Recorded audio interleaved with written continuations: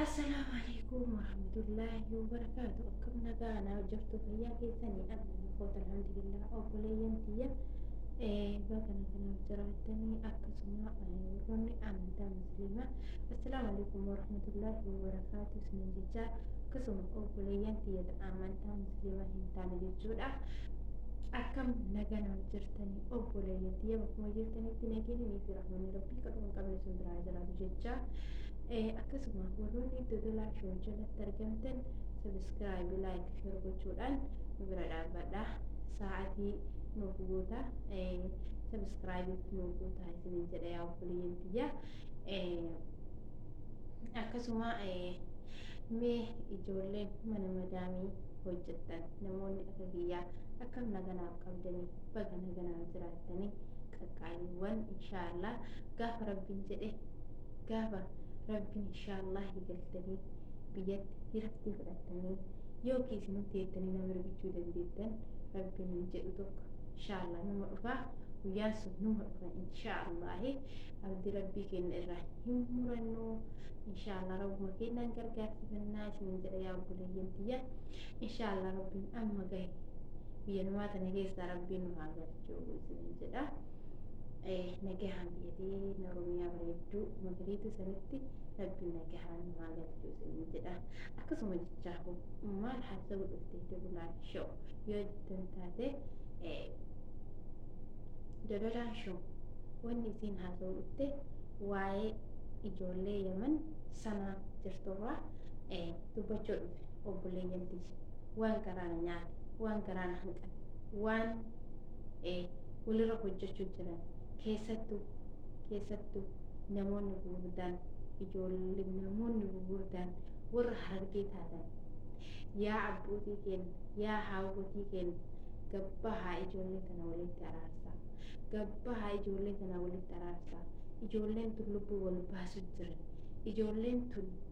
wal rakkisuu jiran lubbuu wal dhabsiisuu jiran ilmaan qaban yatiima walirraa godhutti jiran kutaan tokko akkamittiin waliin yaa'ee wal lolee lubbuu wal baasuu irra jira lama diramanii sadaffaa waan ta'u teenni caqasu jirra. Garuu rabbiin hamtu nu dhageessisin wallaahi hamtu rabbiin nu dhageessisin namni du'a walii hawwu hin jiru namni du'a walii hawwu hin jiru ani gama kiyyaan du'a namaan hawwu laakiin dubbii Yaman sana hammaattee jirti jabaattee jirti wanni isaa walirra yaadaa jiran waan laaftuu hin fakkaattu yaa obboleeyyan tiyya. Akkasuma warroonni Yaman sanaa jirtan warroonni yuutuuba qabdan Yaman sanaan dhibba keessaa dhibbatti ijoollee yuutuuba callaati yoo jennu hin dandeenye yaa'ni bobaarsan yoo taate malee hunduunuma qaban kama beenu jalqaba ijoollee Yaman ijoollee akkamiiti turte warroonni yuutuuba isaanii hordofu yoo jiraattanii ijoollee Yaman nama akkam turan ijoollee jaalalaa ijoollee dalagataa beekan ammoo deebanii jaalalli sun garam jijjiirame gara lubbuu wal baasutti jijjiirameetiin jira. Maaliif ta'e maaf gabbahanii walirraa dubbachuu dhaban maaf gabbahanii walitti araarsuu dhaban namoonni gurguddaan achi keessa jirtan hundi keessanuu takka takkaan dhufanii mukaasin balbala isinitti dhadha'u ta'anii yookiin maaliif yoo dubbiin tuni waan hin laafne taate ni ta'a ni mala wal jalaa baqachuu jiran mee rabbii jedhaa namni akka Fatiyaa fi Bahar Sofiyaan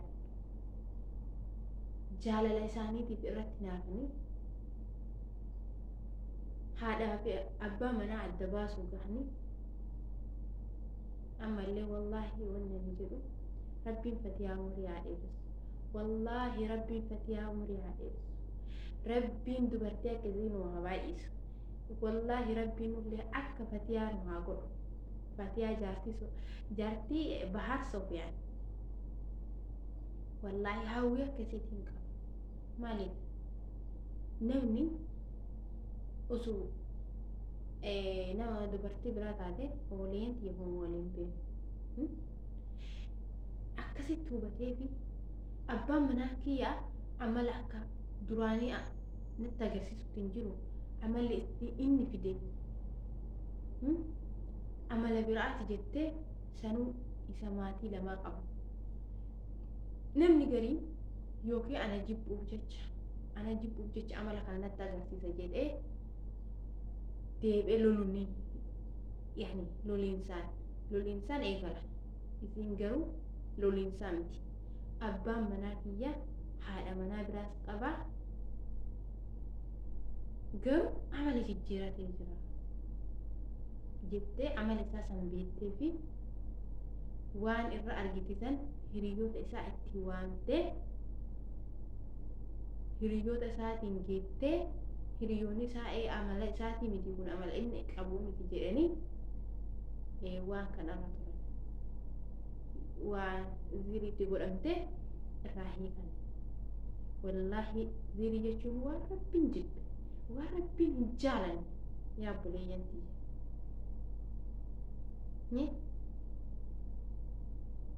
waan rabbiin illee nurraa hin jaalanne yaman sanaa keessatti argamee yaman sanaa keessatti akkana godhu jira. Ammas bahar baqannaan bahar akka gabbayee dalagatuun dhabee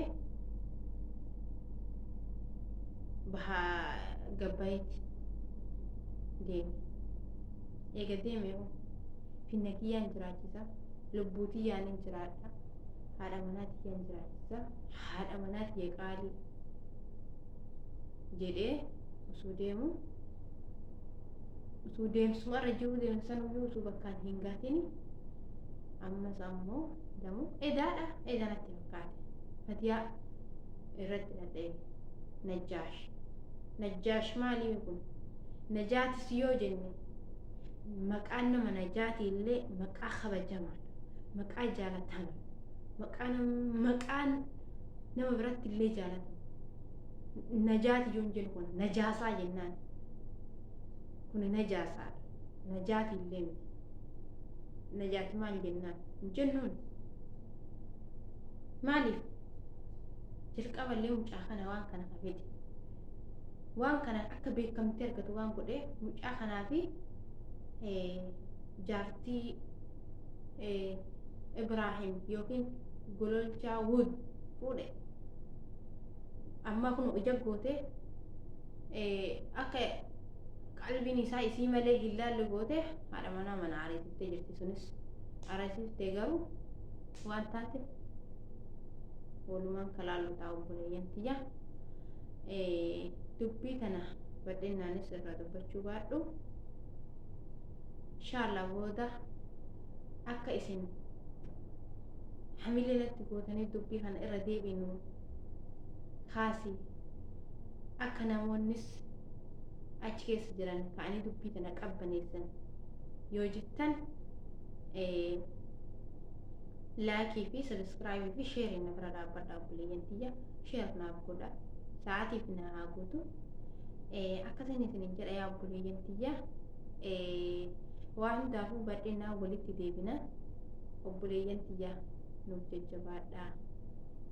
isin jaalannaa isin kabajnaa wal jaalannaa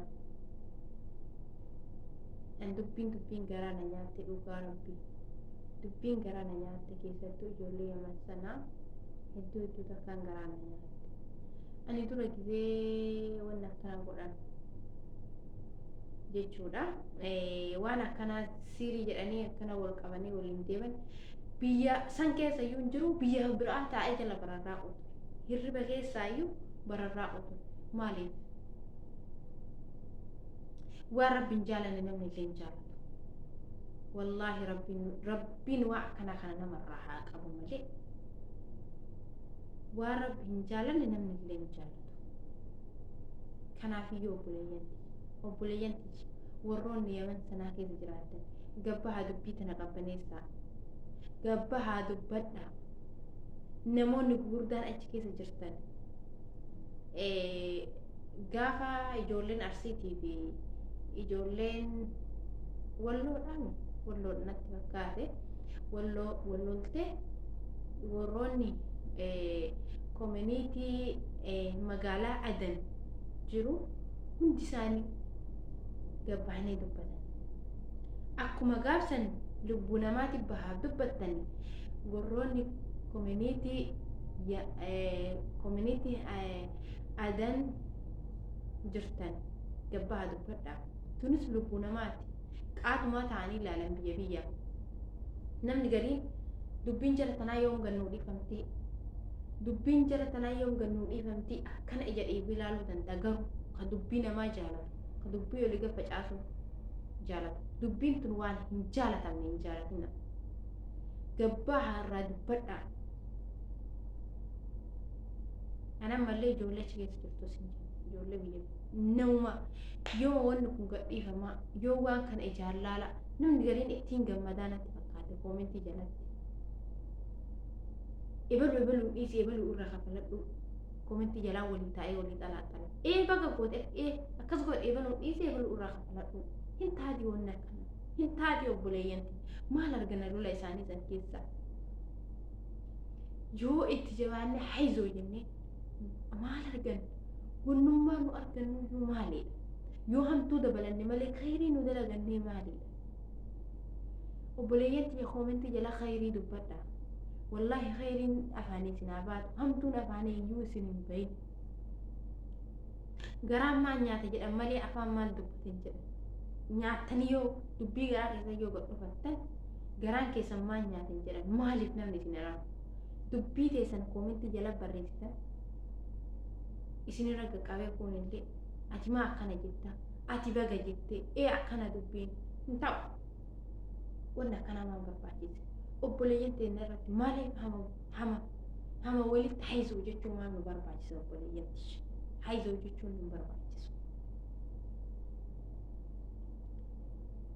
du'aayee waliif godhuu yoo du'aayee waliif godhe malee haizuu waliin jechuu akka hin agarre akkasii obboleeyyantiyaa har'aaf kan dubbachuu dhufe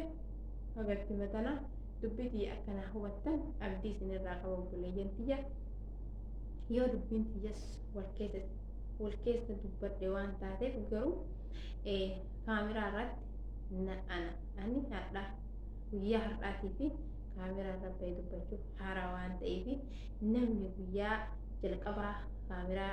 irratti bahe dubbiin dura hin dubbadhe jedhee dhufe suni wal keessa nama jalaa baduu ni mala narra hin laalina obboleeyyantiyaa inshaallah hadhaaf haarawa malee gaafa biraatti deebi'ee yoo waraabe haarawa naaf hin ta'u akkasii na bira dhaabbadhaa assalaamu alaikum warahmatullaahi wabarakaatu isin jedha obboleeyyantiyaa isin jaalladhamnaa